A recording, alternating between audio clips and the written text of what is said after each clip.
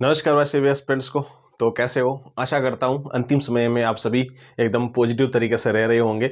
Negative last में होना नहीं है। छोटी मोटी बातों का थोड़ा सा ध्यान रखना है मेरे दोस्त। छोटा सेशन होने वाला है, इंपॉर्टेंट सेशन होने वाला है, ठीक है। तो मेन चीज़ क्या है? मेन चीज़ ये है कि अंतिम समय में आपको टारगेट क्या लेके चलना है। कौन सा अंतिम समय में? जब आप एग्जाम सेंटर में बैठे हैं, उससे जाने से पहले आपके माइंड में क्या होता है?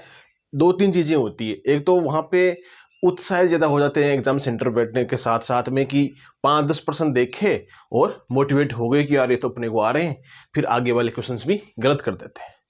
या दूसरा केस इसमें ऐसा होता है कि पहले ही डिमोटिवेट हो जाते हैं कि यार अब मेरे को आ ही नहीं रहा है, फिर आगे वाले जो नेगेटिव हो जाते हैं। तो दो तीन चीज़ों का ध्यान रखना है।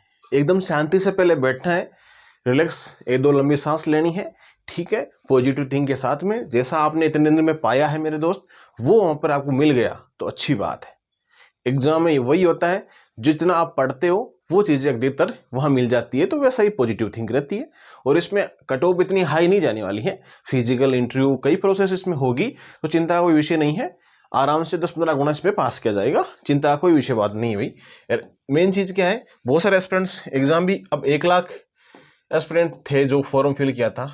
अभी सुनने में आया कि 8 से 10 हज़ार के समथिंग लोगों ने इसको एग्जाम नहीं देंगे। कहने की बात यह है कि 70-80 हज़ार लोग एग्जाम देने वाले हैं, इतनी उपस्थिति इसमें रहने वाली है। कोई दिक्कत नहीं। जो एस्पिरेंट बहुत सारे ऐसे मैसेज भी करते हैं कि 750 रुपये तो लगेंगे ना, जाएंगे तो खर्चा हो जाएगा, फिर पेशेंट की नहीं है, ठीक है।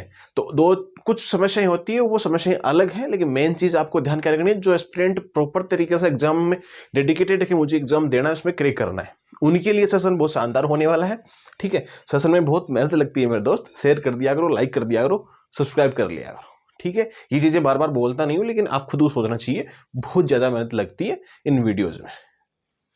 लास्ट टाइम में क्या पढ़े देखो, 2-4 चीजें हैं। एक तो आपका सेफ स्कोर है ना, एक तो आपका सेफ स्कोर की बात करते हैं।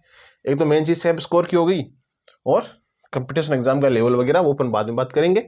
सबसे पहले सेफ स्कोर की बात करते हैं। आपको ना करते हुए 70% एक्यूरेसी आपको रखनी है। 70% की मैं क्या कह रहा हूं, ठीक है। आपके पास में 100 क्वेश्चन है ना, कोई भी एग्जाम में 100 क्वेश्चन है आपके पास में, उसमें आपको 70 क्वेश्चन तक आराम से अटेम्प्ट करके आने हैं। और इसमें जिस एग्जाम में फिजिकल हो, इंटरव्यू हो, उसकी बात मैं कह रहा हूं, ठीक है। किसके लिए? ओबीसी, जनरल, ईडब्ल्यूएस वालों के लिए ये बात बता रहा हूं। उनके लिए थोड़ा आप कम कर सकते हो, 55-60 के समथिंग कर सकते हो। ये मैं हाईएस्ट बता रहा हूं, आपको इतना तो कवर करके ही आना है। 30% अगर आपको नहीं आ रहा है तो कोई इशू वाली बात नहीं है। बाकी एक्यूरेट में बता दूं कि आपको, ठीक है, 200 के पेपर में आपके 180 आने चाहिए, 170 आने चाहिए, वो पॉसिबल नहीं है। वो चीजें पॉसिबल कब होगी? जब आपका एग्जाम हो जाएगा, उसके बाद में अपन से स्कोर निकालेंगे कि इतने तक आपके नंबर बन रहे हैं पेपर के अकॉर्डिंग। वैसे तो पहले कोई नहीं बता सकता है, लेकिन हम अपनी प्रिपरेशन के आधार पे अपन देखें ना कि भाई हमने इतनी तैयारी कर रखी है, हमारा टारगेट इतना होना चाहिए, ठीक है। 400 में से आपका टारगेट होना चाहिए 280 के समथिंग, ईडब्ल्यूएस, ओबीसी, जनरल वालों के लिए। इन सभी के लिए मैं बता रहा हूं, फीमेल मेल दोनों के लिए कैटेगरी सेम है। इतनी चीजें ध्यान रखना। 270 के समथिंग आपके होने ही चाहिए, कम से कम बता रहा हूं। मिनिमम रिक्वायरमेंट इतने की होती है। बाकी आगे और भी स्टेप है, ये नहीं है कि एक पेपर ही है इसमें। तो डरने का कोई विषय बात नहीं है, कोई दिक्कत वाली बात नहीं है, डरने की तो कोई आवश्यकता नहीं। पेपर इतना हाई लेवल का भी नहीं दिया जाएगा इसका, क्योंकि आगे और स्टेप है। अगर सिंगल स्टेप होती तो भी इतना नहीं देते आराम से। तो दो तीन चीजों का आपको ध्यान रखना है। लास्ट टाइम में दो तीन चीज ध्यान रखना। एक तो स्कीम वगैरह हो गई है ना, जितनी योजना वगैरह, आप राजस्थान की योजना ही पढ़ लेना, है ना। बजट का थोड़ा सा ध्यान दे लेना कि बजट में ये है, और जो मूमल की बुक, जो करंट अफेयर का आपके पास में संसाधन है, उससे ये चीजें कवर कर लेना। लास्ट टाइम में योजना जरूर पढ़ लेना। बजट को 1-2 बार, लास्ट अंतिम बजट को 1-2 बार आंखों से निकाल लेना कि हाँ ठीक है ये चीज है। बाकी ऑप्शन देखते ही कैटेगरी वाइज कंपटीशन देखो, बहुत सारे एस्पिरेंट ये भी पूछ रहे हैं category wise competition. Category wise कुछ नहीं है मेरे दोस्त। आप ओबीसी, जनरल, ईडब्ल्यूएस में है तो आपकी थोड़ी सी कट ऑफ ज्यादा जाएगी। सबसे ऊपर आप ही रहने वाले हो, तो आप अपने हिसाब से देख लीजिएगा, वो कोई समस्या नहीं है। और कंपटीशन का लेवल कैसा रह सकता है? इतना हाई कंपटीशन इसमें नहीं रहेगा, मैं आज ही बता दूं आपको, एकदम सिंपल तरीके से, इतने एस्पिरेंट नहीं है, हो सकता है 50% भी एग्जाम दो, 50,000 लोग भी इसमें एग्जाम दे सकते हैं। 73 के समथिंग इसमें पहुंचते हैं, तो ज़्यादा कोई दिक्कत वाली बात नहीं है। कल और परसों तो एग्जाम है ही ना आपकी, 13 तारीख को तो 11 होगी, 12 और 13, आराम से रेस्ट करो, लास्ट में कोई नई चीज़ मत पढ़ो। अब जो पढ़ना था वो पढ़ लिया, अब नई नई चीज़ों का आविष्कार मत करो, उसका कोई बेनिफिट नहीं होगा। जो चीज़ें याद है वही आप भूल जाओगे, मतलब मिक्स हो जाएगी चीज़ें।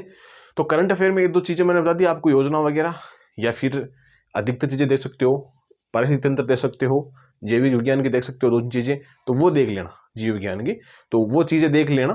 परिस्थिति तंत्र की बात कह रहा हूँ मैं, साइंस की बात नहीं कह रहा हूँ। जो करंट इशू के संबंधित जो चीज़ें आती हैं ना, वो चीज़ें देख लेना, बाकी और कोई चीज़ें नहीं देखनी है आपको, नई चीज़ पे ध्यान नहीं देना, बस कहने की बात ही है। पुरानी वाली का रिविजन करने चाहते हो तो उसका कर लेना। तो अधिकतर चीज़ें यही है मेरे दोस्त, आपको ये चीज़ ध्यान रखनी है। लास्ट में ये टॉपिक्स जैसे करंट अफेयर की चीज़ें 2-4 चीज़ें देख लेना, योजना देख लेना, इनमें से आपको 2-3% तो आराम से देखने को मिल जाएंगे नॉर्मल से एक जीके जीएस की पेपर में, है ना। बाकी टारगेट आपको लगभग हो सकता है तो 270 के सब्ती का आपको रखना ही है, बाकी तो कोई समस्या वाली बात नहीं है, ठीक है। सभी को ऑल द बेस्ट।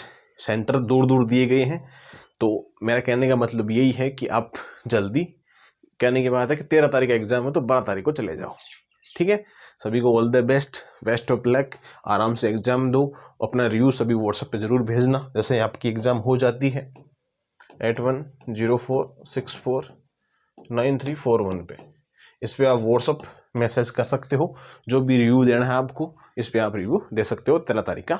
उसके आधार पे अपन क्या करेंगे, वीडियोस बनाएंगे आगे का, कट ऑफ का हो गया, पेपर, हाँ पेपर के आंसर की भी आपको माइंड जोन एकेडमी पे मिल जाएगी, जो टेलीग्राम चैनल है माइंड जोन एकेडमी का, उस पर आपको आंसर की भी तुरंत मिल जाएगी घंटे भर में, ठीक है।